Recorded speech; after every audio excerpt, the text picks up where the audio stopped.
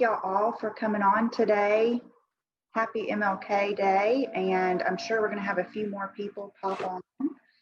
If y'all don't mind, just please make sure that your mics are muted as we are recording, and we've got people that are going to be speaking for us today. And thank y'all and welcome to everyone.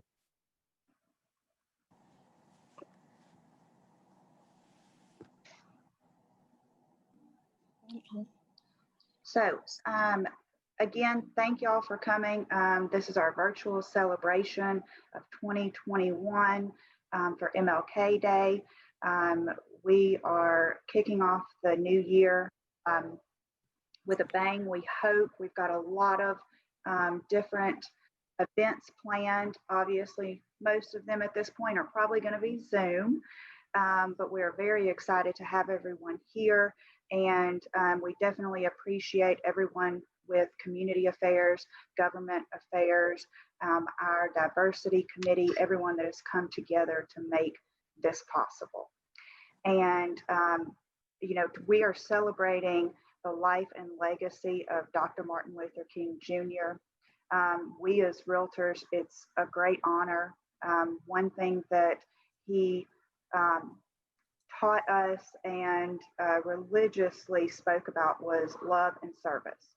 And as community affairs, our diversity organizations, that's one thing that we're trying to promote as we come together and encourage and then expand as much as possible.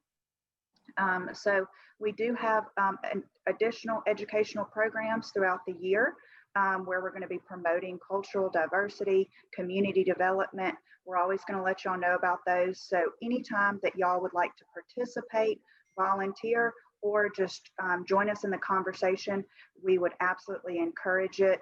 Obviously, invite 2 other realtor friends and anyone really that you feel could benefit from any of these discussions. So a few things that we're going to hit on today that specifically Dr. Martin Luther King Jr. Promoted, and then as well, because of his legacy, there was the outcome primarily for the Fair Housing Act, which ultimately changed the ability of ownership. That was one of his primary dreams that, of course, as realtors, that became one of our dreams as well, for fair and affordable housing for all cultural backgrounds, regardless of where you came from, your income. And that is something that is very important and dear to our hearts as realtors. So on behalf of Community Affairs, through the Birmingham Association of Realtors, welcome. We definitely appreciate y'all coming today. And I would like to introduce our past chair of Community Affairs, Ms. Danielle Matthews. Good morning, everyone. Thank you so much, Sarah, for that wonderful greeting to all of us. I'm just so excited to see you serve us this year, because one thing I do know, you do have that heart. And I just want to say thank you for your leadership, not just this year, but the leadership that you displayed in serving all of us, including myself, that allowed me to be great because of you. And I just want to say thank you for that, Sarah. And to all of you, I just want to say happy MLK Day. One of the things that Sarah touched on, just how important it is for us as realtors to understand and know the role that we hold. And if it's okay with you, I felt like it was only befitting to where we are as realtors to kind of just truly understand why we celebrate this day, okay? So I'm going to read to you, if it's okay, all of you, okay? After passing the Civil Rights Act in 1964, lawmakers could not reach agreement on the fair housing legislation before joining 2 different issues, which was the assassination of Dr. Martin Luther King, and as well as a report. And what the report consisted of, it was the Kerner Commission report. And Lyndon Johnson wanted to investigate at the time just the riots that was going on around. And what they found out was even though the riots was going on, we still needed to fight for home ownership, for home ownership. And in doing so, even though it was changed after the Civil War and when Congress passed the Civil Rights Act of 1866 and later adoption of the Amendment of 1868, that's when they declared that all persons born in the United States were citizens, regardless of race or color, and that all people had the same civil rights, including property rights. And that's just one of the things that we've always just wanted to put before us and how we serve our public.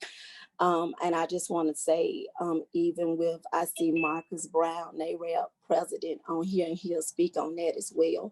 So I just want to say, not only if you serve on any community affairs committee or any committee at the bar, serve in your own community, regardless of what's going on right now. You can make a difference by serving love. You don't have to sell nobody a house to serve love as a realtor. So where we are in our communities, I just challenge you on this day for you to make a difference where you are, and you go out and serve love. And as you can see, on behalf of BAR, that's what we are made up of. Even now, not just of today, but the relationships that we have with each other. So I just want to again challenge you today to just go serve love in your own communities, but understand what this day means for home ownership for everyone, because we serve everyone.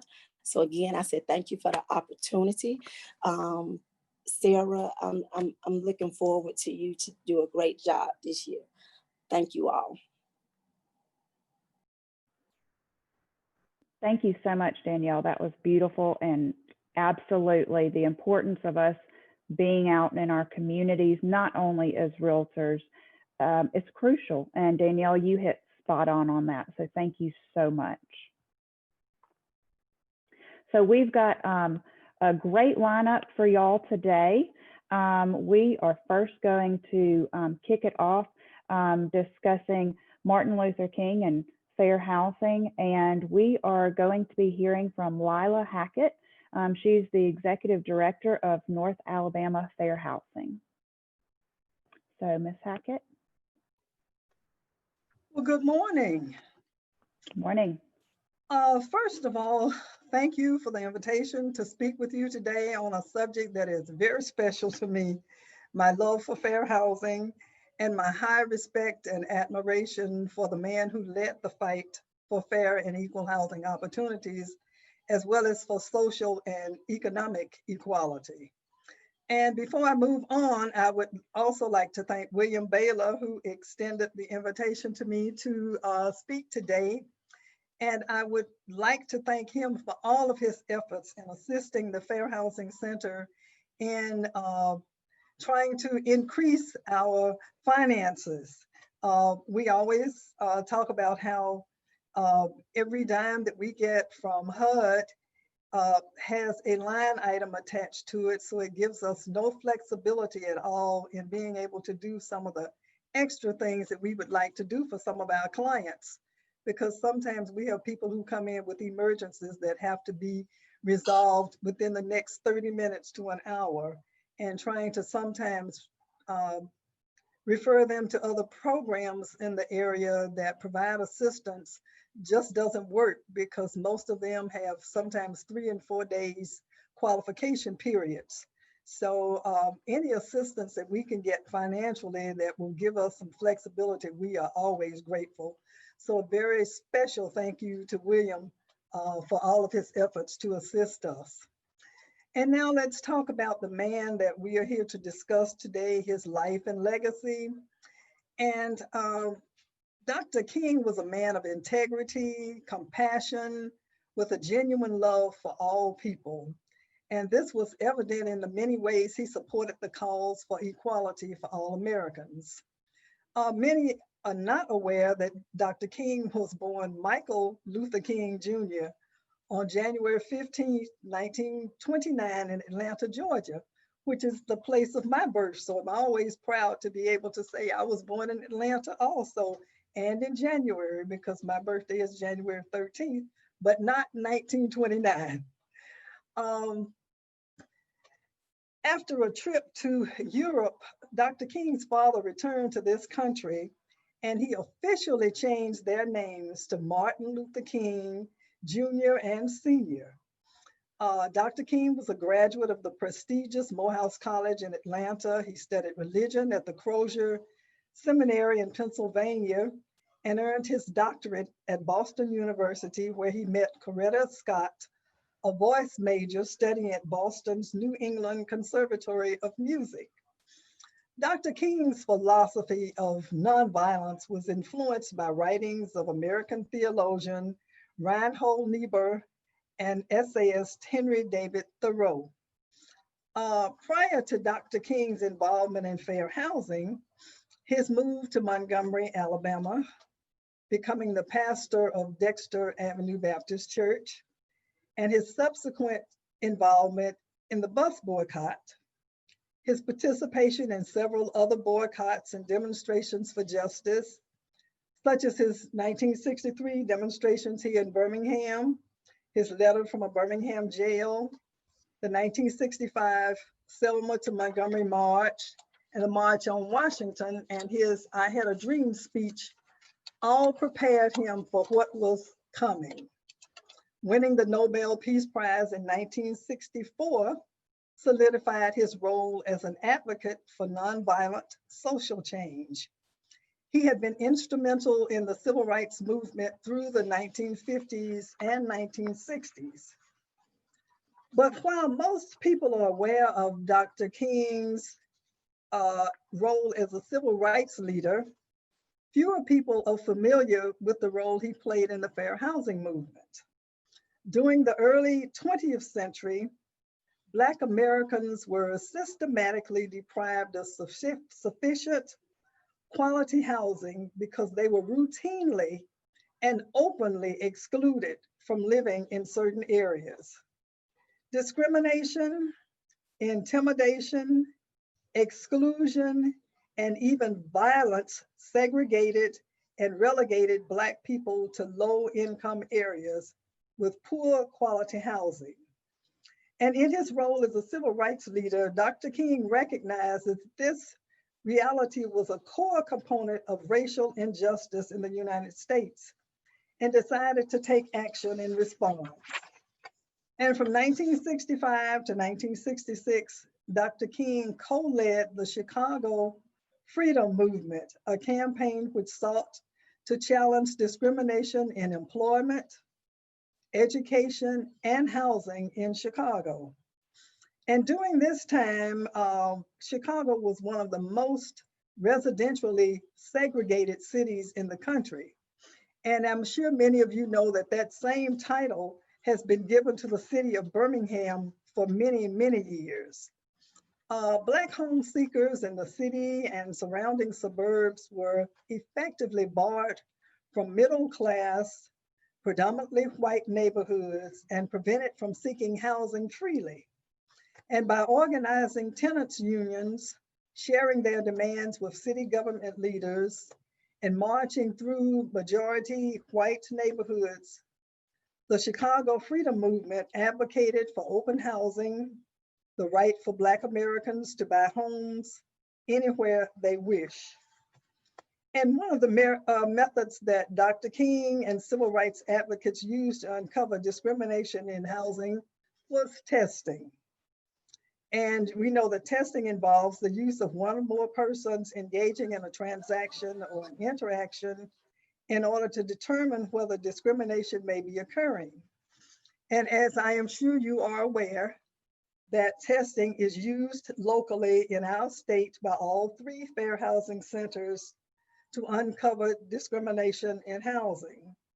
And unfortunately, we continue to see evidence of all types of housing transactions of unequal and discriminatory housing practices.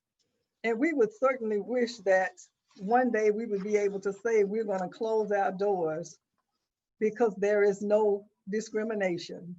But unfortunately, that has not been the case, and it does not look like that will be the case anytime soon. Dr. King made a statement, And he said, we sent Negroes in large numbers to the real estate offices in Gage Park. Every time Negroes went in, the real estate agent said, oh, I'm sorry, we don't have anything listed. And then soon after that, we sent some of our fine white staff members into the same real estate offices. And the minute those white persons got in, they opened the book. And their statement was, oh, yes, we have several things. Now, what exactly do you want? So it was quite evident that there were differences being shown between what was being offered, which was nothing, to the African Americans or Blacks who went in, and also being offered to the whites things that were available. Testing is still used today by civil rights organizations such as the Equal Rights Center, which is in Chicago, to discreetly identify discrimination and collect data on compliance with civil rights laws. In Chicago, where testing for housing discrimination took hold early, these methods are used by advocates to prove discrimination and prove credible basis for lawsuits. And many of the lawsuits that have been brought by fair housing centers have been brought based on the evidence collected from testing. Similarly, over the course of decades, the Equal Rights Center has made civil rights testing a core component of its work to uncover source of income discrimination against housing voucher holders, race discrimination against individuals with criminal records, and housing discrimination against people with disabilities. And we know that locally, we have seen an increase in the number of complaints that we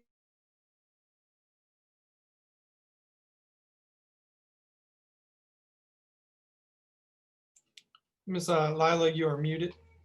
I don't know how that happened, but you just became muted. Okay, sorry, I don't know what happened. As I was saying, that recently at the Fair Housing Center, we have received a number of complaints from persons with disabilities saying that they have been denied the opportunity to use their service animals or companion animals, that they are being charged fees for having companion animals and service animals, which we all know is against the law.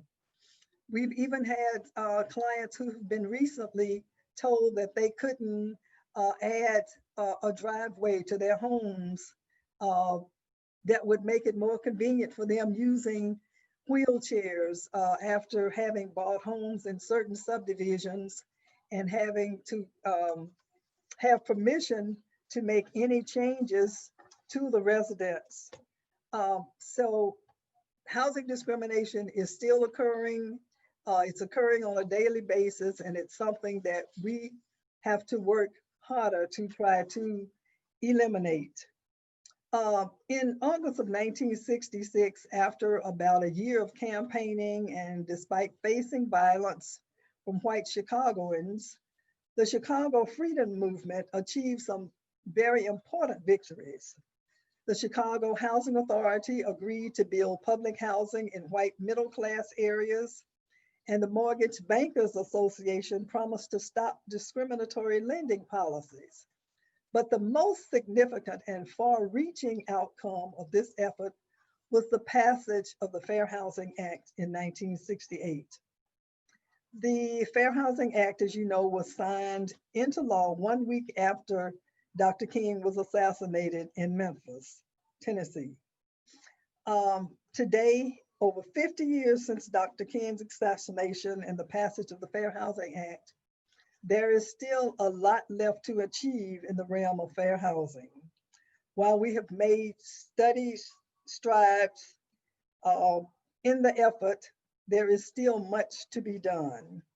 And on this Martin Luther King Day, we are inspired to continue the fight for equality and justice as exemplified by Dr. King, particularly in fair housing and through the use of tactics like civil rights testing.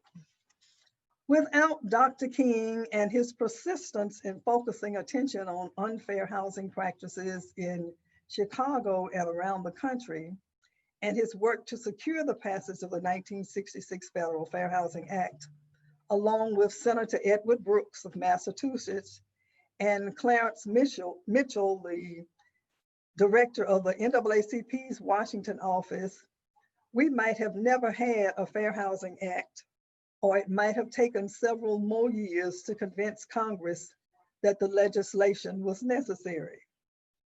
But even with the passage of the act, denial of equal access to housing is still experienced by many. And despite our 27 years of offering fair housing education and investigation in our 29 county area here in Alabama, we continue to receive calls daily of unequal housing treatment.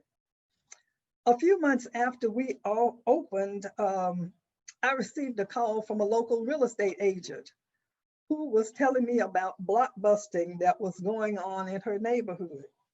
She stated she had come home from her office one day to find a flyer in her mailbox asking if she was ready to sell. And it stated that if you want to save the value in your property, you had better sell before more of them move into your community. It was a very well kept subdivision on the eastern side of Birmingham. And I didn't hear from her for quite some time, and we had gotten some other complaints in her area, but I saw her at a training one day about maybe 3 or 4 years after we had opened and after she had called to tell us what was going on in her community. And she said that she had recently moved from the community. And it was a community that she did not want to leave, but because the appraised values of property in her area had began to be devalued, she felt like she was forced to move because she didn't want to lose a lot of the equity in her property. And it was interesting because I arrived home one day after work and I saw something in my door when I was pulling up in the driveway. And after I went into the house, I decided to go to the front door to see what was the paper in the door. And I also had a flyer in my door, and it asked me if I was ready to sell my home because my neighborhood was changing. And I mentioned it to my husband and he laughed and he said, well, you know, that's really not the first flyer that we have seen with someone asking if we wanted to sell because the neighborhood was changing. He said, I just generally get them out of the door. When I see them, I just put them in the trash. And I thought it was interesting because if they were talking about the neighborhood changing, I was one of the persons who was moving into the communities as the neighborhood was changing. My face was Black, but most of my neighbors were white. And there were no problems in the community. But over the years, I have noticed that the property values have depreciated. And that just goes to show again that housing discrimination still occurs, even though a lot of work has been done over the years. To support Dr. King's legacy, we plan to continue the fight for housing equality in our 29 county service area. We appreciate the local support that we receive from housing advocates through volunteers, their time, and through their contributions. And it has been unfortunate that with COVID-19, we have seen an increasing number of complaints about rental discrimination. And we are addressing these as quickly and as forcefully as we possibly can. On Friday of the past week, I was reading an article, and the article was entitled, "Why Martin Luther King Jr. is Urgently Needed Today." And it spoke about his position on nonviolence and how it is really needed today to try to calm the atmosphere that we are currently living in. increased discrimination, whether it's in housing or whether it's in the financial market, whether it's in education or whether it's in health. The need for nonviolence and the need for peace is something that I think we all realize is needed today. And it would be beautiful if there was another Martin Luther King Jr. who could rise to the forefront and deliver us past where we are at this particular time. Finally, I'd just like to say, although challenges still exist, Dr. King's profound influence and legacy lives on in those who continue to advocate for stronger neighborhoods and for equal access to opportunities. Thank you again for the opportunity to speak to you today. And I certainly hope that I have said something that will inspire you to continue your work as realtors and to deliver to the community unbiased sales, unbiased assistance in sales. I applaud you for your work that you're doing in the community to promote equality. And again, at the Fair Housing Center, if we can do anything to assist you, please just give us a call.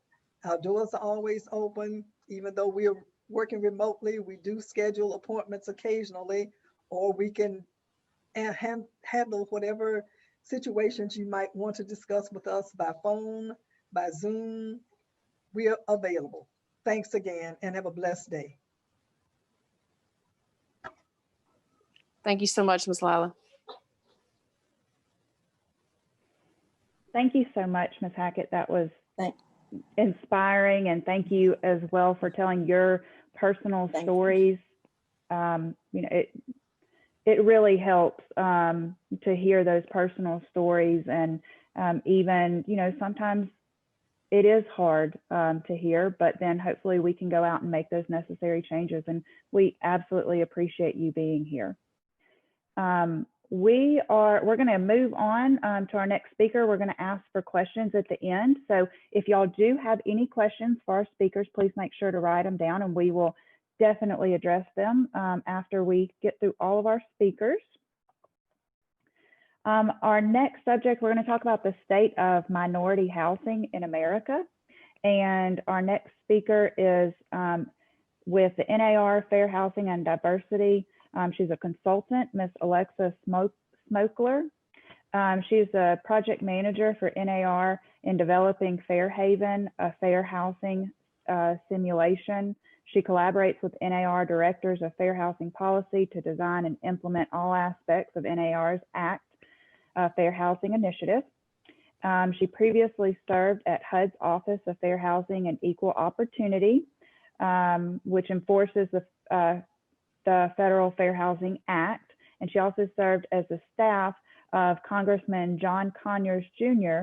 and worked with organizations including Lawyers Committees for Civil Rights Under Law, the Equal Rights Center, and the Now Legal Defense and Educational Fund. So y'all please welcome Ms. Smokler. Hi, everybody. Can you hear me? Good morning, Birmingham. Thanks for inviting me to speak with you today on Martin Luther King Day. My name is Alexia Smokler, and I am no longer a consultant. I'm now Senior Policy Representative for Fair Housing at NAR. So my position is new. It was just created. This fair housing position at NAR did not exist before, and it's part of an increased emphasis and resources that NAR is dedicating to fair housing. So I'm here to be your fair housing resource at your national association, and I encourage any of you to reach out to me with your fair housing questions and ideas. I'm putting my email in the chat box. So today we observe the birth of Dr. Martin Luther King Jr. As Ms. Matthews and Ms. Hackett mentioned, Dr. King and the Fair Housing Act are inextricably linked. The act was passed 7 days after Dr. King's assassination in 1968. In 1964, Congress had passed the Civil Rights Act barring discrimination in restaurants, employment, government services, places of public accommodation. In 1965, Congress passed the Voting Rights Act, but an act that would require us to desegregate our neighborhoods, that was the nut they couldn't crack. A broad array of powerful interests opposed the Fair Housing Act, including the National Association of Realtors. It was only after Dr. King was assassinated and the country erupted in protest that President Johnson and his congressional partners and his partners in the civil rights community were able to push that legislation through. So I'm here today to talk to you about what we've been developing at NAR over the past year on fair housing. First, a little bit of background. Late in 2019, NAR created a new Fair Housing Policy Committee, and that's a committee that members can join to direct NAR's fair housing policy.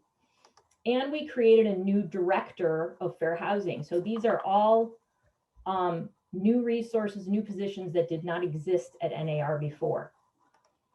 In that new director position, NAR hired Brian Green, who had previously led fair housing enforcement at HUD for 10 years, and before that, another 20 years working in fair housing at HUD. So NAR brought in a real fair housing heavy hitter to run its fair housing program. I used to work for Brian at HUD, and he brought me on to help him first as a consultant, and then they created another fair housing position and hired me. 3 weeks after Brian's hire in December of 2019, the Newsday investigation of discrimination by real estate agents in Long Island rocked the industry. Newsday was a 3-year study using matched pair testing, which Ms. Hackett spoke to you about briefly earlier. It's kind of like a mystery shopper. There's a pair of testers posing as home seekers. They have the same qualifications. They're even dressed the same. And they go into a brokerage and they're looking for the same kind of house. The only difference between them is their race, national origin, or whatever other prohibited basis for discrimination we're testing for. And they go in and they see what kind of treatment do they receive. Were they both required to show a pre-approval letter to go out and see listings? Were they both shown the same number of properties? Were they both shown properties in the same neighborhoods? What did the agents say to them about things like schools, crime, and neighborhoods? Did the agents tell them the same thing or different things? The testers document their interactions, and then fair housing experts analyze them and compare the treatment that they received. Well, the findings of the Newsday investigation were sobering. Newsday found different treatment of the 2 testers by real estate agents 49% of the time, so about half the time, for Black testers, 39% of the time for Hispanic testers, and 19% of the time for Asian testers. And they caught it all on hidden cameras. I would encourage you, if you haven't watched the documentary yet, to go check it out. I'm posting a link in the chat box, and watch that chat box because I'm going to be posting a lot of links here as I go. So Newsday kicked our efforts into high gear at NAR. We launched what we call our ACT Fair Housing Initiative. ACT is an acronym. It stands for Accountability, Culture Change, and Training.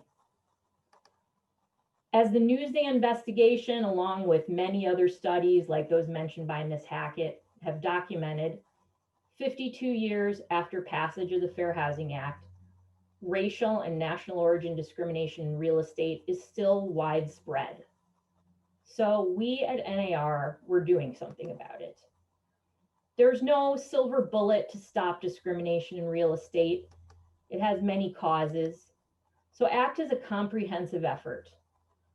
Part of it is to hold real estate professionals accountable when they violate fair housing laws.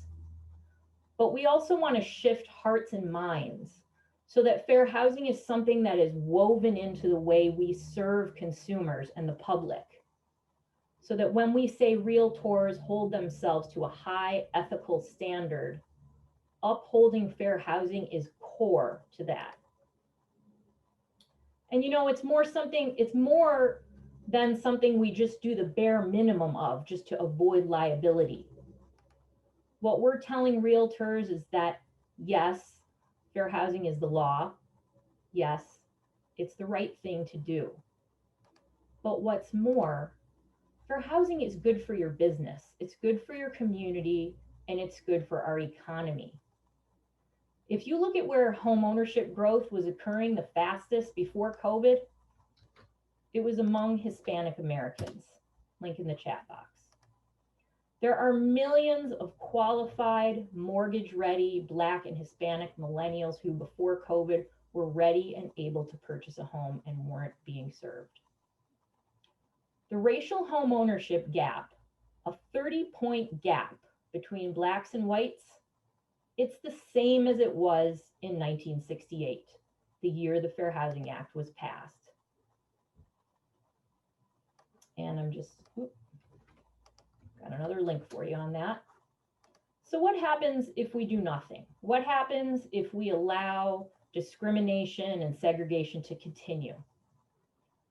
Well, Morgan Stanley just came out with a study showing that discrimination stopped 5 million qualified buyers from owning homes. It cost nearly 800,000 jobs, $400 billion in tax revenue. Another recent study showed that in the Chicago metro area alone, segregation is costing that economy $8 billion a year. Why? Because when people can't access the intergenerational wealth that comes from home ownership, when segregation keeps them from living near good jobs, when kids can't access good schools and the resources they need to become productive citizens, all that potential is lost. The economy is held back. The size of the pie is decreased for everybody. So fair housing isn't just about somebody else. It's about all of us. So let's talk about what NAR is doing to advance home ownership in the neighborhood of choice for all those who qualify, regardless of their identity. ACT, it's an acronym. The A stands for accountability. So one plank of our accountability platform is that we're creating a self-testing program. That's a program for brokerages who want to voluntarily test themselves for discrimination, allowing them to get ahead of problems and address them before a newspaper or a private fair housing group uncovers them. We're creating a methodology and an infrastructure that will allow interested brokerages to raise their hand, say they want to do it, and plug and play. If that sounds like something you're interested in, shoot me an email. On the accountability front, we're engaged in a review of the real estate licensure laws of all 50 states. We're looking at enforcement of fair housing violations. Is it effective? We're also looking at education requirements. Are those effective? And we'll be working with the AEs in states who want to push to make those laws stronger. The next two parts of ACT, culture change and training, they're interwoven. We're really excited about a video we're about to release about realtor fair housing champions who embrace fair housing as a part of their business strategy. So watch for that. We're also introducing new and innovative training opportunities for realtors. So in June, we released a 50-minute training video on implicit bias in real estate, which is available on our website. Putting a link in the chat box. And we'll be following up on that soon with a 3-hour implicit bias classroom course, which will be CE credit ready if you want to get that approved in your state. And back in November, we launched Fairhaven, a fair housing simulation. Fairhaven is a totally new approach to fair housing training. There isn't anything else like it. It's an immersive simulation that uses the power of storytelling to force the learner to confront discrimination in scenarios that we hope feel real. The scenarios in Fairhaven are all inspired by real fair housing cases or by conversations we had with NAR members. So in the fictional town of Fairhaven, a learner plays the role of an agent. And as they make their way through the training, they'll make decisions as they interact with clients and colleagues, and they'll encounter different kinds of discrimination as they go, based on race, national origin, disability, familial status, LGBT. Sometimes in Fairhaven, the script gets flipped. The learner will find herself in the shoes of a client on the receiving end of discrimination. We pair those client point of view scenarios with video testimonials from real people who have experienced discrimination in the housing transaction. And the idea here is to get you in your feelings, to inspire empathy, and a really deep acceptance of fair housing principles. I invite you to go check it out. I'm about to put a link in the chat box. It is available for free. It's gotten rave reviews from our members.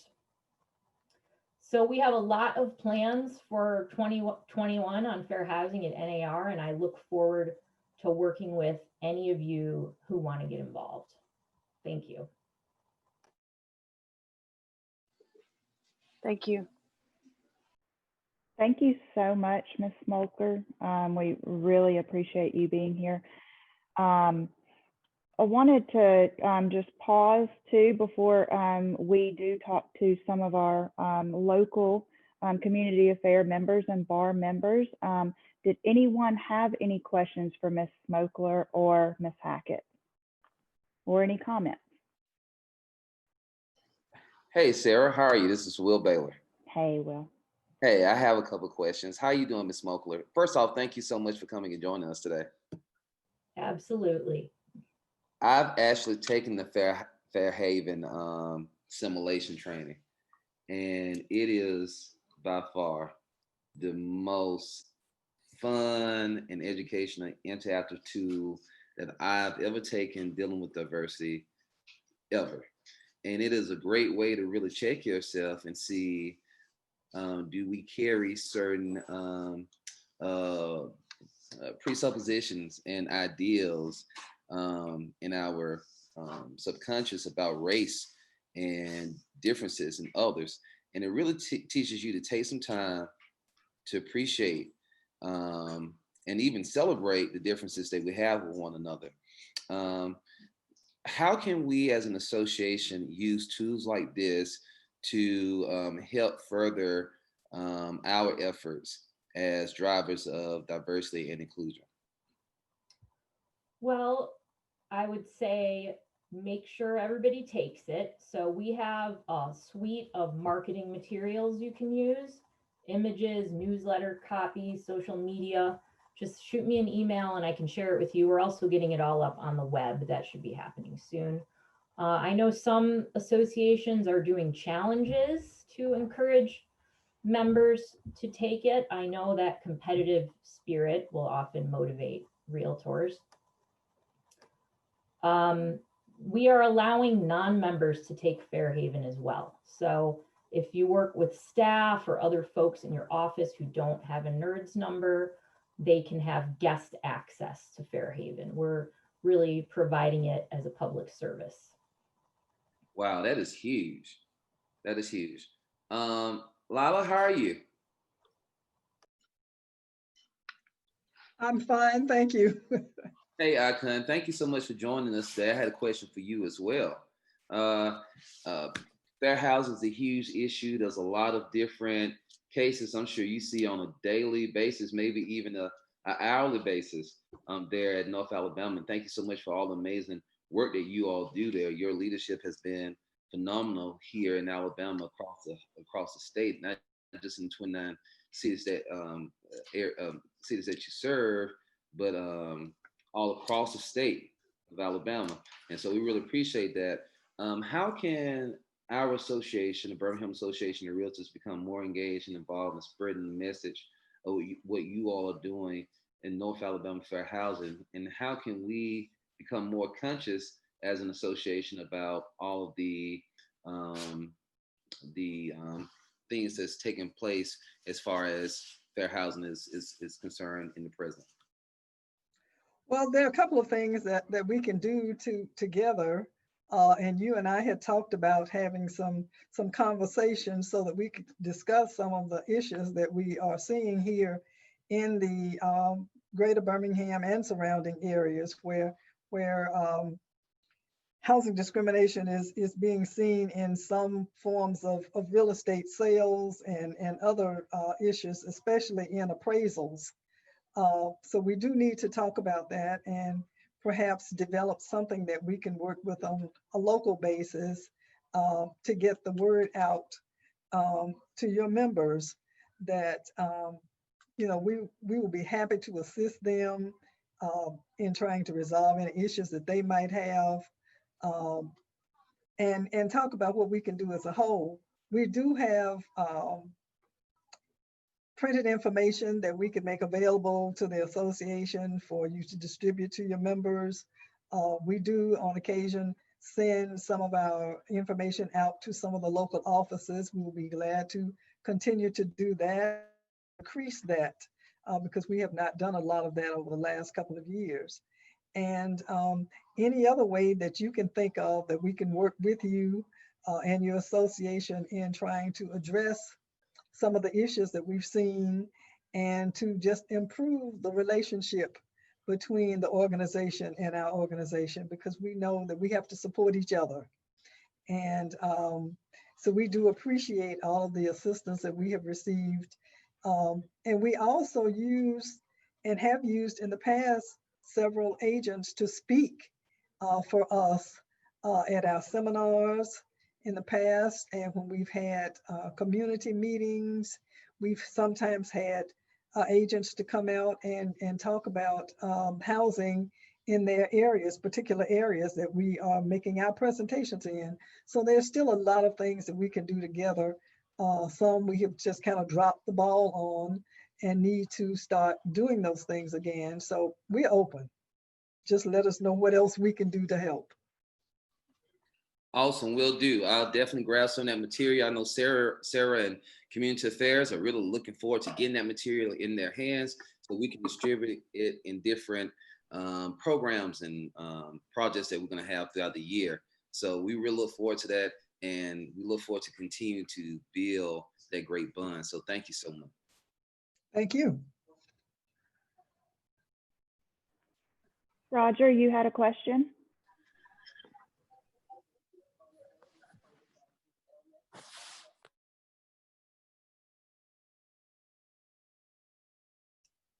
Okay, thank you.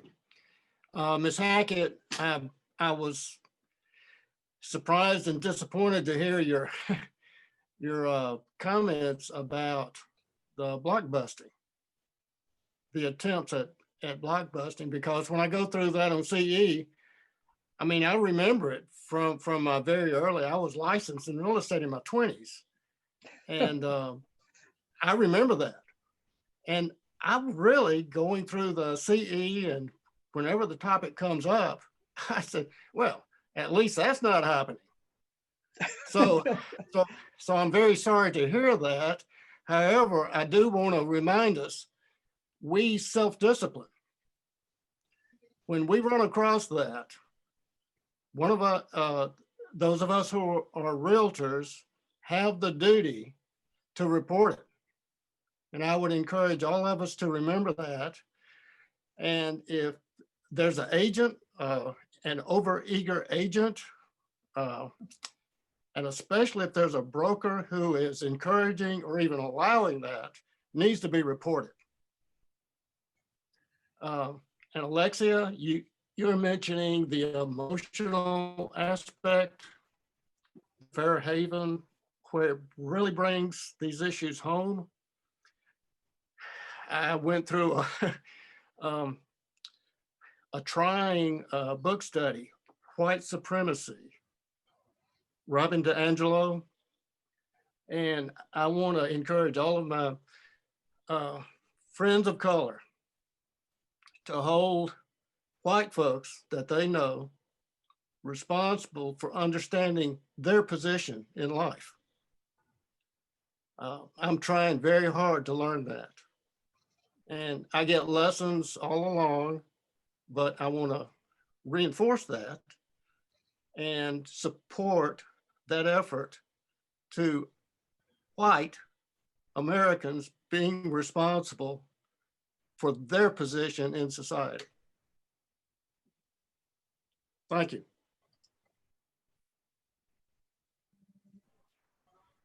Thank you so much, Roger. Do we have Thank any other questions? Tony, you had a question? Thank you, Roger. Thank you, Roger. Yeah, I do have a quick question regarding to Alexia regarding the fair housing and all the education material they have, and how it's being focused not only to the realtors, because we also need to be educated on that, but how we as realtors use the material to educate the consumer. And most of the fair housing, it has to do a lot with the cultural thing. I work with the Hispanic community. 90% of my clientele are Hispanics, and we are totally different, depends which country we're coming from or why not. And also how we, as realtors, not break any fair housing rules, even with our own Hispanic community. And how we can educate also the Hispanics not to, because sometimes we as realtors, we get in trouble because of our clients and their comments. And there is any, material that can be used to help us to handle all those situations. There is a brochure available in the store. What everyone should know about fair housing. It's like a trifold. It's pretty brief. We just updated it this year, and that is available for you to have in your office and provide to your clients. And if you want to follow up with me on email after, I think I may be able to find some other resources as well. Perfect. Thank you.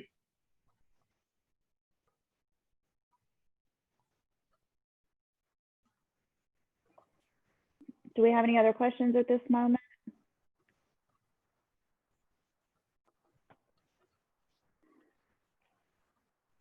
Okay, we will move on for now. So our next topic, we are going to have an overview of the Birmingham Association of Realtors Dr. Martin Luther King Jr. Day of Service project. So we have asked Ms. Tanya Smitherman. She is the chair of the Central Alabama Global Alliance, and we have asked for her to speak on that topic for us.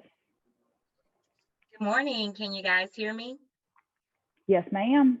Awesome. Awesome. This has been so amazing thus far. And Alexia and Miss Hackett, thank you so much for just the information that you shared with us. It's been very enlightening. And Roger, thank you for speaking up. That was great. So day of service, every day really should be a day of service, right? But there is, and I want to give you guys a little background, Dr. Martin Luther King Jr. holiday day is an actual day of service. And Congress actually passed in 1994 as this being an official day of service and celebrates the civil rights leader's life and legacy. So most people, a lot of people who work in corporate America get this day off from work, but the focus is that it's not a day off, it's actually a day on. It's a day on for us to service our communities. And as being a part of a member of the community affairs, we focus on promoting a favorable professional image of realtors in our communities. So it was very befitting that we partner with Be a Blessing Birmingham to focus on our day of service activity that we did this past Saturday. Now, the focus of the day of service, it is to engage in the volunteer service of honoring Dr. Martin Luther King because he recognized the power of service. And as it's been stated, he famously said, everyone can be great. because everyone can serve. And I love that quote, because we all can be great if we're willing to be a servant at heart. And so it was awesome for us to be serving the homeless, some of the homeless community this past Saturday at Lynn Park.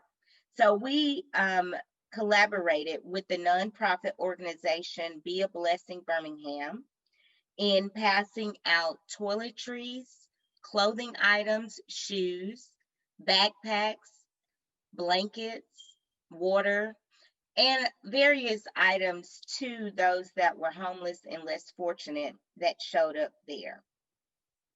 Now, this is important, yes, for us to give back to our community, for us to give to the homeless. But I want to challenge all of us as real estate professionals to take it a little bit further, because this gives us a great opportunity to, yes, giving out those items are great, but how can we help those individuals get from that current situation of being homeless? And who else better to help than us, right? Because we are in the real estate profession. So I challenge all of you guys along with me. Let's take it a little bit further than just the day of service and giving back and providing temporary solution to their needs, but looking for a more permanent solution. So I'm super excited that we did partner with Be a Blessing this past weekend, because it's a great opportunity to give back. And from my understanding, they do this day of service every third Saturday there at Lynn Park. So we don't just stop on one day. If we're going to partner with them, I challenge us to partner with them every month, and continue to partner with them, but also start thinking about solutions to how we can help assist with getting these homeless individuals off the streets and into some sense of shelter, and then help working with them to change their dynamic so they too can be a homeowner eventually themselves.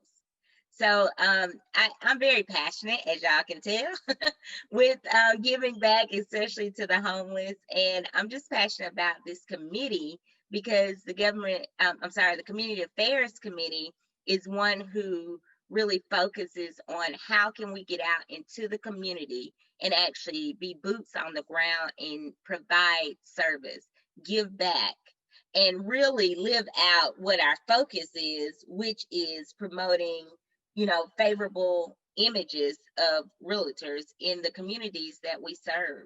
So I was honored to serve this weekend with so many other of my colleagues on the Community Affairs Committee and just in the Birmingham Association of Realtors organization. So one member that was there also was Miss Wyona Baldwin. And Wyona, I'm going to give you an opportunity to just speak on what impact it was to you to serve on Saturday.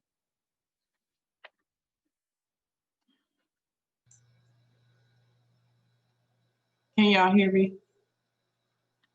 Yes, ma'am. Yes, ma'am. Good afternoon, everyone. For me, this is my first time going out volunteering for the homeless. I've done so much of volunteering throughout the years with my children, not just in real estate. And it was just a delight to see how many homeless people were there that were just, so pleased and welcome and invited with what we were doing that morning. They wanted to bring their children out, but due to COVID, a lot of them were not able to. And it's just surprising to me. I had no idea that they would be booted out of the shelter at a certain time and then have to go back in. That was just surprising to me. And we do need to get a system in place or something set so that they are housed all day and all night, if possible. I can't even imagine leaving a location, packing up your things and coming back, whether it's raining, cold, or whatever. It was really heartbreaking to me to know that. I don't know whether we could start a housing or something for the homeless so that they'll have somewhere to be housed and remain there permanently until they're able to at least get up on their feet. Although they were homeless, a lot of them were high-spirited, and just knowing that we were there to assist them in their time of need.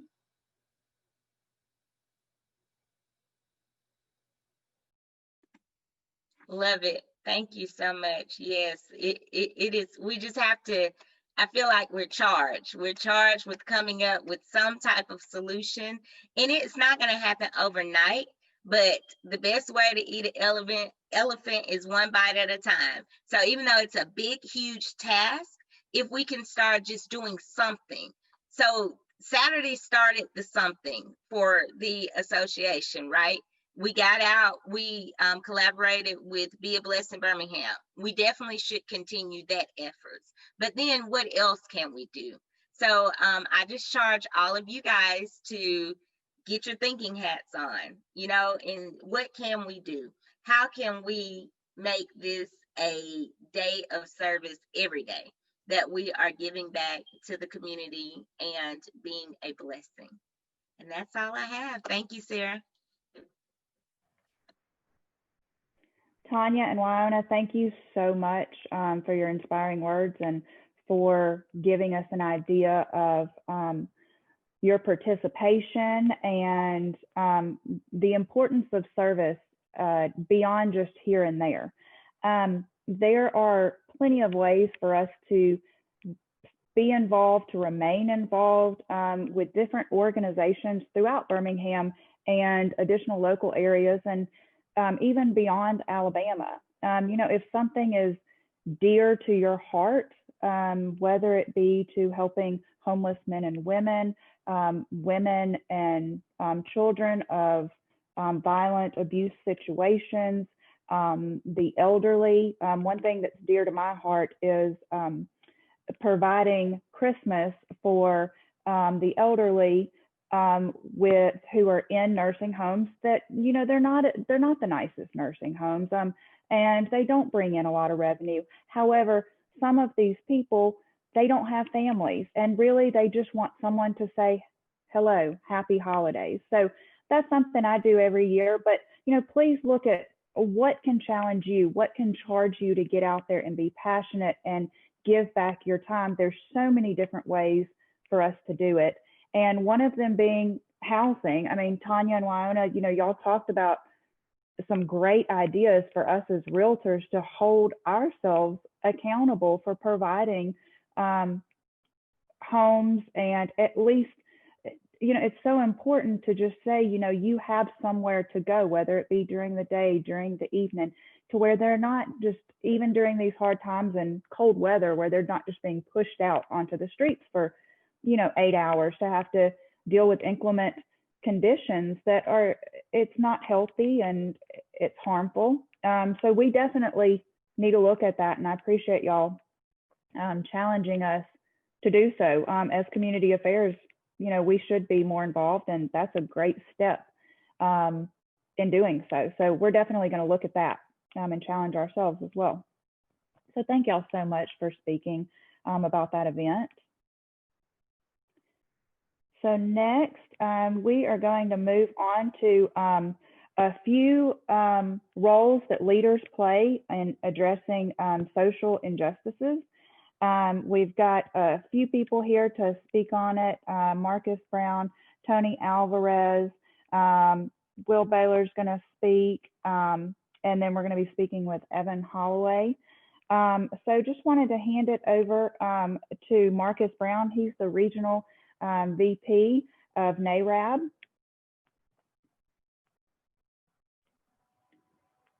Good afternoon, and thank you, Sarah. Absolutely. First of all, I wanted to just say thank you for the opportunity, and I've made some notes since everyone's been speaking here. So any remarks, I'll kind of give those now as well. Tanya, when you talked about the change and the solution on Saturday when we were out there, one of the gentlemen that came around and got a pair of shoes, you know, he said, thank you for the shoes.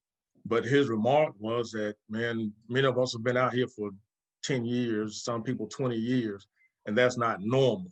And what he said was, you know, we can't wait until the next time you all come and give us a handout. He said, let's try to come up with a solution to help some people and make some changes. And Roger's remarks, I'm glad I didn't have to speak right behind you because I had to gather myself, because that was just real emotional to hear, you know, your stance on that. So I was touched there. But I'm still, like I said, I just made a lot of notes. Lila Hackett mentioning another MLK. I ask that question all the time. I don't know who the next person is in this world of social media and economic gain and all of those things, that people that will put the people first and doing what needs to be done to help the community. So I often ask that question of, you know, who's the next Martin Luther King that's going to come around? As far as the implicit bias training, I saw that Ms. Smokler had to get off the call, but Danielle Matthews is our education chair, and I would love Danielle for the Birmingham Realtors to be a part of getting that training as well. But what we have to do locally, the home ownership numbers and even the gap that she gave as far as between Blacks and non-white, non-Hispanic whites, I'm sorry. Birmingham does not have that large of a gap as it is nationally, that 30% gap, but it's still a gap. We apply at a lower rate. We're denied at a much higher rate. And so locally, we have to be the boots on the ground to get to educate. We have MOUs with organizations like Operation Hope, Fair Housing Center of North Alabama. We've partnered with Birmingham Urban League and Neighborhood Housing Services on a local level to educate. On a national level is legislation. The largest barrier has been down payment, so we are still lobbying to get passage of the American Dream Down Payment Savings Plan, which operates much like the college savings plan, the 529 plan that allows tax-free savings toward the down payment of a home. And the way it's structured, it wouldn't just have to be that individual, it could be family members or whoever that would want to make contributions, pre-tax contributions to get over that large hurdle of saving for the down payment. There's another plan that was introduced by, at the time, Senator Kamala Harris, who is now Vice President-elect Kamala Harris, which is the Pathway to Home Ownership Act. So we're pushing for that as well. So on a national level, it's about legislation. Sarah, when you mentioned again earlier about Dr. King being, as we have this conversation on this day about love, his thing was he wanted equity, equality for all people. And what I say that is equal, not better than, but certainly not less than what everyone else had access to. So making sure that we all have equality. And there's some things when we talk about legislation that have contributed historically to that gap that we have right now. If you read the color of law, there are some laws that were implemented that have contributed to the wealth gap, which is a financial base when we talk about through land, which is one of the things, because Dr. King was not just for civil rights, he also advocated for silver rights. Again, making sure that everyone had access to capital, fair credit. One of the things now, even when we talk about lending, and lenders have shared this with me, is that African Americans in particular are a great number, a higher number, percentage of FHA loans. Well, when you look at debt to income calculations on that, student loan debt, we have more student loan debt. And so that same individual with the same income that's getting an FHA loan that has student loan debt is going to get a higher interest rate, more fees, and qualify for less than an individual who may have a little bit better credit score. And they go out and get a conventional loan. Those same student loans are going to be calculated differently. So that's one of the things that when it comes to legislation that we're pushing for, is to make sure that access to credit, the calculations are fair across the board and equitable for all people. And again, you know, even seeing everyone that's on here now, I hope that there will be more conversations like this, that there would be partnerships with NAR, because we're a smaller organization. But when we have partnerships with the realtor organizations and coming to work together to actually talk, candidly about the problems that we face and making an intentional effort to resolve those issues, then I think that, again, it works for everyone. But I'm also, as it comes to fair housing and the studies that we have shared in the chat box, that people are not thinking just because that's not your experience that these things aren't still occurring, because they do occur. We do still see it. Another conversation that we may have to have, I think that the bias training is great, because one thing that I've not heard said, but I've experienced in my years in the business, and I think others have as well, and it could be something that people are not aware of, but even professional to professional, sometimes our negotiations go differently depending on which area of town you typically work in compared to this area of town where the agents that work that area aren't used to seeing you all the time. And then you go there and work and you get treated differently as a professional than the other professionals would be treated. I've experienced it early in my career, and I'm talking over 20 years, and I just experienced it within a couple of months ago. It didn't matter the credentials that I had, it didn't matter the experience that I had. The other professional simply just did not see me as an equal when it came to how we were doing things. As long as I moved along and followed instructions, I was great. But as soon as I expressed my professional opinion, I was a problem. So that's another conversation that we're going to have at some point. And I'm not the only agent that has experienced that. We have those conversations as well. So I think that was it, unless there's questions now or afterwards. But I appreciate the opportunity to be here on this day to have the conversation. And I'm certainly encouraged by the people that we see on the call here, and hoping that we can move forward even beyond the day to meet the needs of those communities. Marcus, thank you so much. I did have a question, and you kind of briefly touched on this, but wanted to ask if you could expand a little bit on how does NARAB currently see the state of the Black real estate market within America, and what is currently are the pushes as well as the plan to help prevent all of these issues that we are still seeing so many years later? What are the plans on just continuing to improve on the education as well as providing opportunities for Black Americans when they're wanting to purchase a home, whether it be the first time or second time or multiple times? And then what do you see pushing forward for the education and what's needed for the diversity and inclusion to realtors in the community? How can we expand on that and improve on that?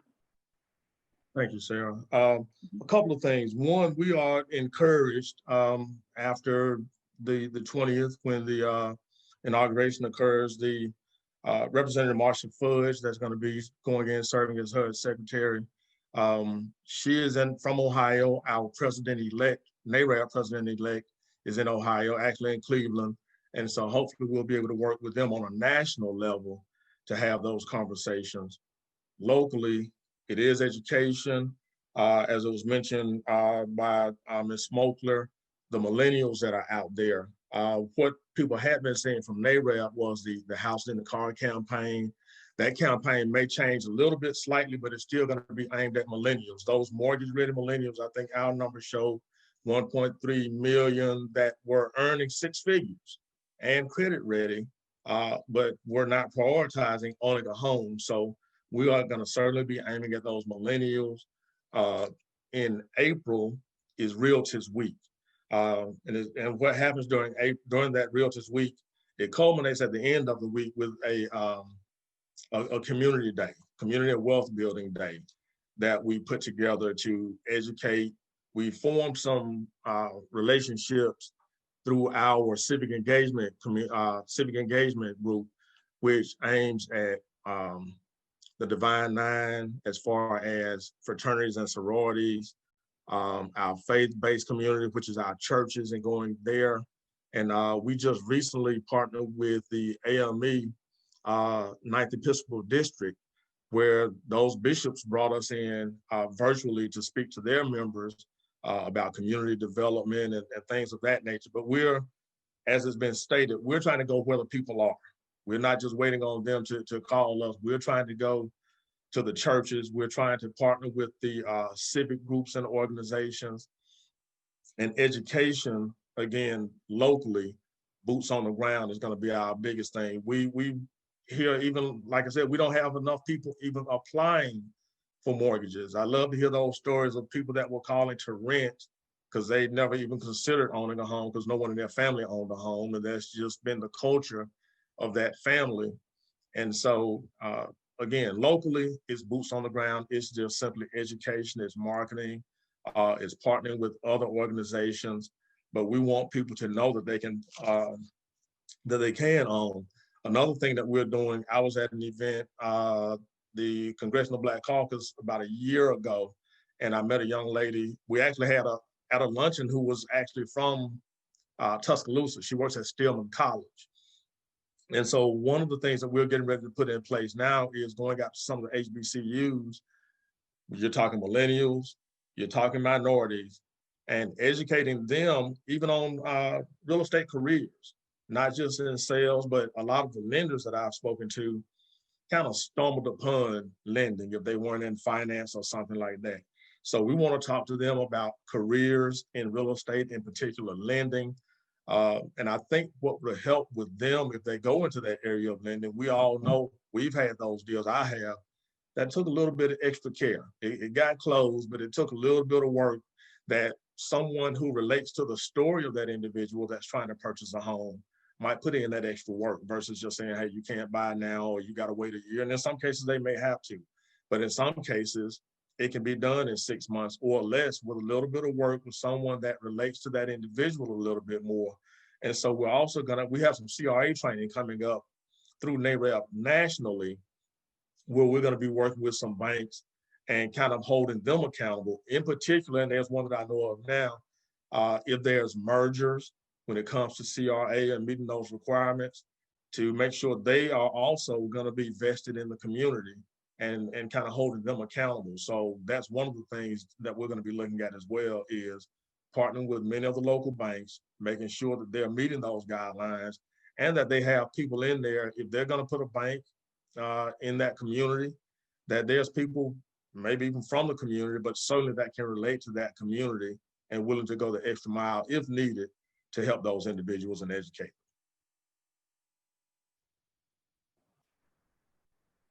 Absolutely. Thank you so much, Marcus. Some great points that you hit on. And again, hitting what we keep hearing come up, being involved in the community and making our community better. So thank you so much, Marcus. Does anyone have any questions for Marcus? Marcus, if you would put in the chat how as the community affairs can get more involved and how we can all serve on that end. Of course, I know, but I would like for you as president to share that information with everyone else. I will. We're working on the website, but I'll put our social media in here. And if anyone wants to follow our page on social media, you can reach out to us. When we have meetings, we share that information as well. And it's certainly when the Community Day or Realtors Week, which is in April because of Fair Housing Month, takes place, you'll be able to see what activities we have outlined for Realtors Week during the month of April. And then, of course, we're going to be doing some things in June for Home Ownership Month as well, but we'll have all of that. But I'll put our page in the chat if anyone wants to keep up with what we have going throughout the year. Also, Sarah, one of the things that you may want to think about, I know I've done this for Marcus in the past with a lot of my students, just inviting him out to speak to fellow realtors, just kind of talk about what that looks like in fair housing and the resources and the different ways we can get involved. Absolutely, great idea. did want to mention as well from our scholarship gala, we got delayed on that because of COVID, and we did do a scholarship golf tournament. We have, I think, identified the students from Birmingham City Schools. I think we have 11 students. So we're about to, in the upcoming weeks, we've got about $5,500 in scholarships that we're going to be awarding to graduates of Birmingham City Schools. And we'll have another effort coming up real soon because these are students that are already enrolled. So this will be for the second semester, but we're going to have another effort before the end of the school year to try to assist those graduating seniors as well. But we've got 11 students that we're going to help here in the next week or two that are already enrolled. And we're going to do the same thing for graduating high school students in Birmingham City Schools.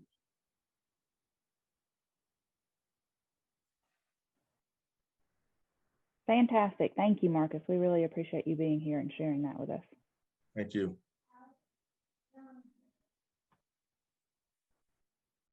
All right, so we are also continuing on with this conversation. We are now going to ask Mr. Tony Alvarez to speak to us. He is the Birmingham Association of Realtors Committee Chair for Diversity and Inclusion. Good morning, everybody. How you all doing? Hope you had a great weekend. First of all, shame on me. I'm going to apologize that I wasn't able to be on Saturday with y'all. And that was an event that I was looking for and joining and doing it with all you. But as some of you know, I was out of the country and unfortunately my flights got delayed. So I have to stay awake for like 27 hours and flying for like a 13. And when I got here on Friday, 2 o'clock in the morning, I'm sorry, Saturday, 2 o'clock in the morning, I wasn't gonna wake up. So I wanna apologize for that. I want to start talking about Martin Luther King. That is one of the quotes that he said that always stick with me during the longest time. Dr. Martin Luther King said that whatever affects one directly affects all indirectly.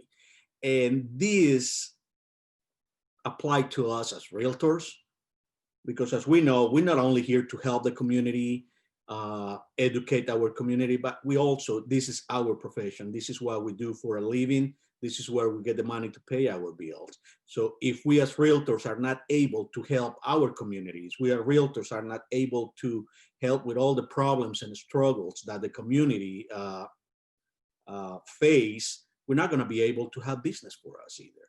So both things go hand to hand, let's face it, and that's the way it works. As much as we're gonna put a lot of romantic thing into everything that we do, but at the end of the day, we're here to work. And if we can help, and we love what we do, and we love helping people, that is just fantastic. So one of the things during what I've been doing my research is something that came on the latest US Census Bureau indicates that the Hispanic homeownership rate here in Alabama, 51.51% of the Hispanic population is homeowner. And we are only the 4.3% of the total population of the state of Alabama, at least as of 2018. So what is telling you? That is telling you that Hispanics are buying homes. Simple as that. And we are the ones who are growing faster than any other ethnics here in Alabama. Also, we have, let's say that between 2010 and 2018, 20 states increased the rate of home ownership, Hispanic home ownership, by at least 5%, being Alabama the top state for Hispanic home ownership in 2018 with a 40% increase. So here in Alabama, again, we have the opportunity to make history, not only for the Hispanic community, but for the real estate community. And we as a realtors, we need to start educating ourselves about cultural things, about the culture of the Hispanic, because within the Hispanic, we are all different as well. We are Mexicans, we are Salvadorians, we are Cubans, we are Puerto Ricans, and we all, although we speak Spanish, we speak different, saying we got different cultures. And now, if you get the opportunity to work with a Hispanic client, with a Hispanic customer, my advice to everybody, I always tell them is, do not use their kids as a translator. Because believe me, you're gonna be having legal problems, you're gonna be having fair housing problems, and you won't even know. A 7-year-old kid, just because he speaks English, it doesn't mean that he is a good translator. My advice to you is to look for somebody that is Hispanics that can help you with the process and share with them. I mean, you make the deal with them, whatever you want to do, but don't try to work with the Hispanics if you don't really speak their language. It gets you in real trouble, fair housing trouble. We are kind of like a hard-headed, believe it or not, and that's kind of like a fun thing to work with. Also, the Latino home buyers are younger. In 2018, 40.3% were under the age of 34, and 69.2% were 44 or younger. And the majority are US born. So that's an advantage for you guys too, you know, because they were born here, they speak the language. That's a great thing. That's a fantastic thing. There is a lot of those millennials, like Marcus was talking about it. They are mortgage ready. That's how they call it. They check all the boxes to apply for mortgages. The Hispanic culture don't believe in credit. And that's the part that make it hard for us to help and get fair housing, because they want to buy cash, or they want to negotiate directly with the homeowner and see if they can get the homeowner financed. So we need to educate our community a little bit more that to buy a house, it's a good thing to have credit. It's a good thing to get into that debt, because, you know, a house is an investment. It's something that you have to have. It's better to buy a house than buy a car. You know, soon you buy that SUV, $60,000. The minute you drove out of the parking lot, that thing drops to 45, but not a house. So we need to educate our consumers in the Hispanic community about that. We are a few Hispanic realtors here that are doing it, although I noticed that it's been an increase of Spanish-speaking realtors in Alabama, because they're seeing the opportunity. They're seeing what's going on, and they want to help the community, but we need to educate them as well. We don't have enough mortgage professionals also here in Alabama that speak Spanish. That we rather, you know, even if we speak the language, even if we speak English, we rather talk to somebody that speak our language. And I tell everybody, if you go to Germany and you start living in Germany, if you want to buy a house, I bet you you're right. Even if you speak perfect German, I bet you will rather work with somebody that speak your native language, which is English. So same happened with us. We have a big opportunity. I believe we need to take advantage of that. And the reason why I say that quote about Martin Luther King is that if whatever happened to one community, it will affect everybody else when it comes to business. And that's what many of us start this career in real estate. You know, it's a good business, but also we have the opportunity to help the community, educate the community, and do something to make us feel good, not only for money, but tomorrow when I die, I want my son to read on my notes the way that his dad helped the community, not only the Hispanic community, but everybody that lives here in Alabama, because we are in this together. That's all I got right now. Thank you so much, Tony. I wanted to ask you, you had touched on it some and made great points about, you know, just because someone is of a Hispanic Spanish descent, that doesn't mean that everyone's the same. And that's so key to remember. So what are some other efforts within the Hispanic community that you see that are beneficial in moving us forward when it comes to diversity and inclusion? And then do you have any suggestions for us as community affairs and realtors, you know, anything else that we could participate in, volunteer in? Are there any important events that we should be also aware of that could help with our education as well as our support for these communities? Well, good to ask. When it comes to inclusion and diversity with the Hispanics, and I've seen that we're really not so particular with living in certain areas. We really don't mind. If we like the house, I don't care if the house is in the middle of the woods, or they don't care if the house is in the middle of the hood, if you want to put it that way. They don't care if the house is in the middle of whatever. As long as they like the house, they feel comfortable there. We're buying everywhere and anywhere. We're not choosing communities per se and say, no, here and this block is only Hispanics. No, we are looking everywhere. And as long as we like the house, we will buy it. There is some events that come in, I believe it's in September, October. I got to get the dates on that. That is called Fiesta. It's been going on here in Alabama, or in Birmingham, for, I believe, over 20 years now. And it's a celebration in Lynn Park, and it's a celebration of the Hispanic culture and the Hispanic heritage. And that is something that eventually, and something that I'm probably going to be talking to William and see how the bar and we as a realtors can participate into that to embrace the cultural difference that we have, even among us, you know. Educational purposes, I've been personally working with a couple of realtors from other brokerage. I believe in cooperate and collaborate. I really don't care who you work for, and I don't care if you work in the same brokerage than me. If y'all need me, y'all have questions, you can always reach me. I like to help people, and we're trying to educate the community. And I've been trying to put something together also to educate the realtors, you know, to how to handle certain situations with our community, because I think it's very important.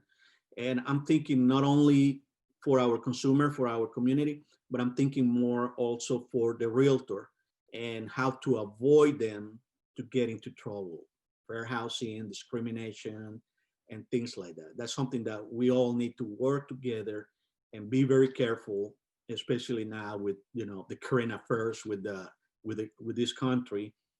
And I will hate to see somebody get in trouble, some of my fellow realtors get in trouble for something that could have been avoided.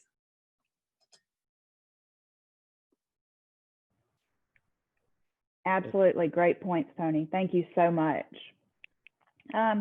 We are getting close to the end of our presentation. And lastly, we wanted to ask Mr. William Baylor to come on. He is our liaison for community affairs to the Birmingham Association of Realtors, as well as for government affairs. And William, we know you're going to speak on it, but wanted to address it in the form of a question.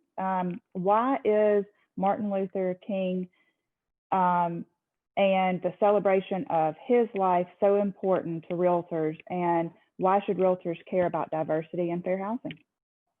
Hey, Sarah, thank you so very much. And I think that's a wonderful question.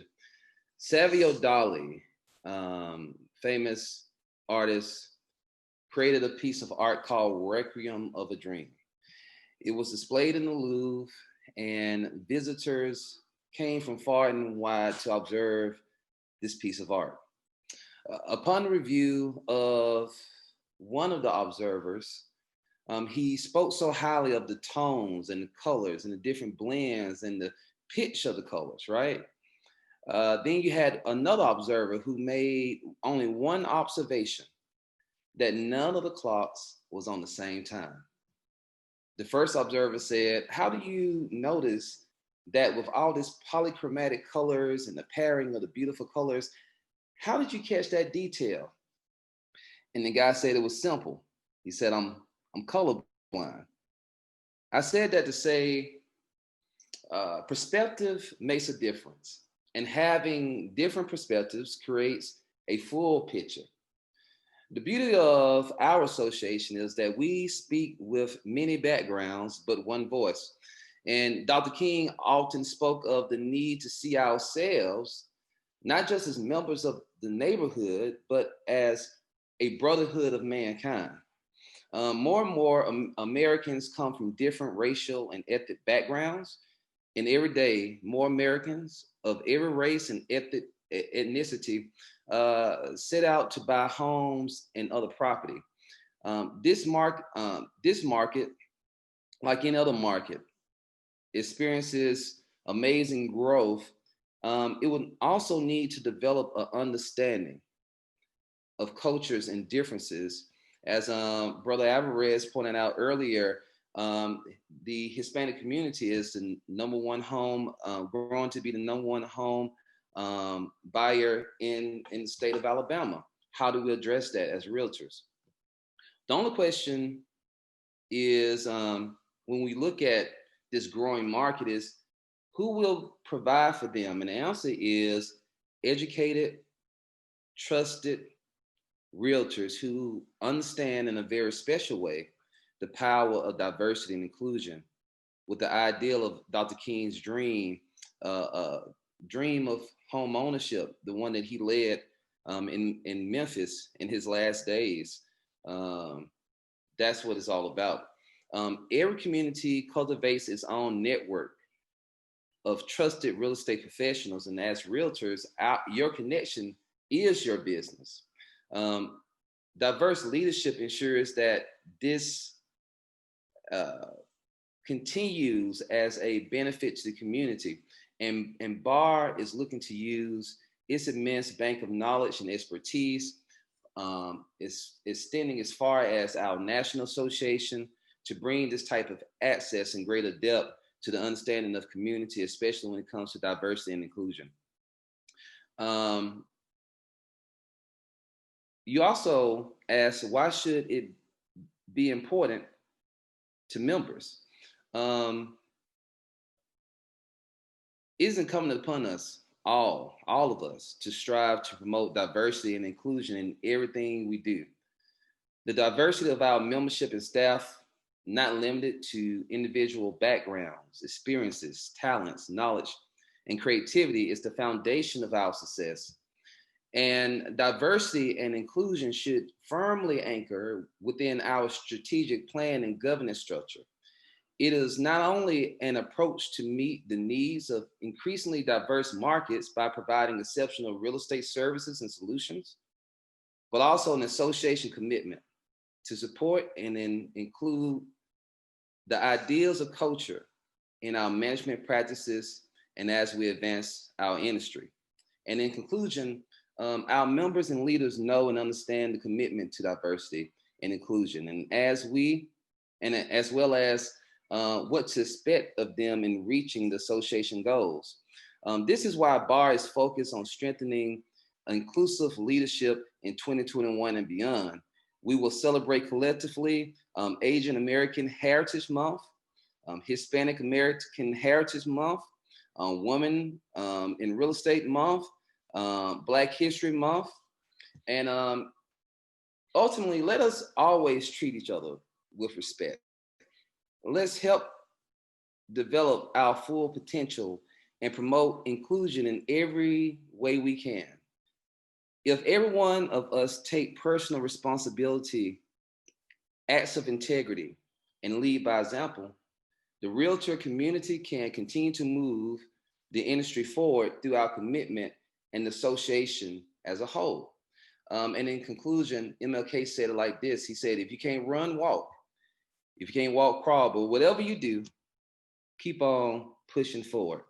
And as we look at diversity and inclusion, our commitment as an association and our commitment to the community through programs and activities like what we did yesterday and beyond is to continue to move forward.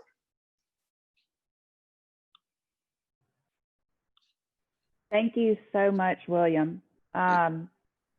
Did we have any other questions before we wrap up for any of our speakers? Any comments? Just looking to see if I have any hands raised. Just thank you, Sarah. Amazing event. William, you and Connor, amazing event. If the speakers are still here, Thank you so much for all of that valuable information. Thank you so much. I just want to say, I just thank you all for this. It was very much needed, and just to know, to reiterate what we share as realtors as far as our family. So I'm just saying, I'm excited. My heart is excited just to be here with you all on this MLK Day. Because look at us, we are the difference.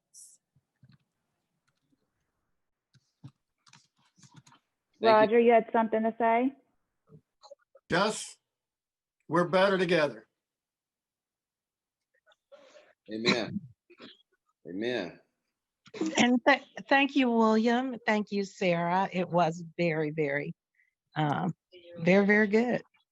Very well done. Thank you.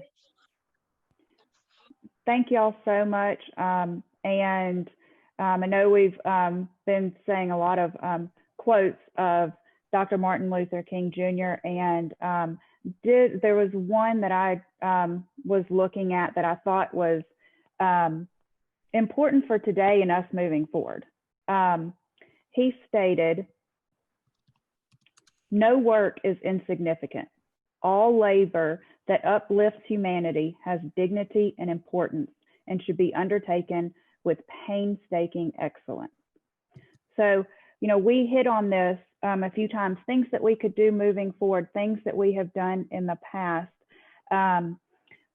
You know, we need to remember, again, anything that is important to us, any time that we have to volunteer and provide our services or our resources, because we are gifted as realtors to be in the positions that we are in, with our jobs, with our communities, the impact that we can make and the voices that we have. One thing also to remember, you know, right now we just got through the holidays. We're in January, it's still cold. It seems that a lot of efforts to volunteer and to provide service to our communities are done in those holiday months, from about November to January. But we need to remember, we have to go beyond that. People in need, they don't stop being in need once we get done with the holidays or the cold seasons. Our efforts are always in need. Our community always needs us. And we just need to remember that going forward. Any of these wonderful ideas that y'all brought forward that y'all would like for us to enact for community affairs, government affairs, for us as the association to look at, to help promote these efforts and diversity and inclusion, you know, y'all please reach out to me, William, Connor, Danielle, Tony, Marcus, our guest speakers, Ms. Hatchett and Ms. Smokler. You know, that's what we're here for. And we absolutely appreciate all of y'all's time and effort. As well, lastly, we wanted to end with Mr. William Baylor. He wanted to give us a little bit of an announcement. Hey, thank you so much, Sarah. Great job. Community affairs, government affairs, everyone that's on here. Thank you so much for your time and talent today. Not going to hold you up very long. I got two of my assistants today helping me out on this MLK Day that joined us for the celebration. Great up. Thank you. And they're going to help us to present something. Hold the check right, sons. Thank you. All right. I hope everyone can see that. Wes, can you hold it? Thank you. All right. We would like to, on behalf of community affairs, and we're going to be giving these checks out throughout the year, but we're going to be giving $1,000 on behalf of diversity, inclusion, and community affairs to multicultural real estate partners. We're going to give $1,000 to Fair Housing. We're going to give $1,000 to NARAB, and we're going to also be giving $1,000 to Women Council of Realtors to do educational programs and to help the community. So we really look forward to working hard with our teammates in the community and making this world a better place, a place of more transparency, more openness, and most importantly, a celebration of culture. So thank you all so much. Hey, sons, thank you all too. Appreciate it so much. Thank you. Thank you, gentlemen. Thank you. Well, thank y'all so much. That concludes our Zoom. Again, thank y'all for all being included. We are recording this, so if y'all want to give this out to any of your friends, realtors, brokers. Please feel free to get in touch with Connor and William. Thank y'all so much for y'all's efforts as well. Connor was taking a list of these websites that were coming up on the chat, and he can send those out as well.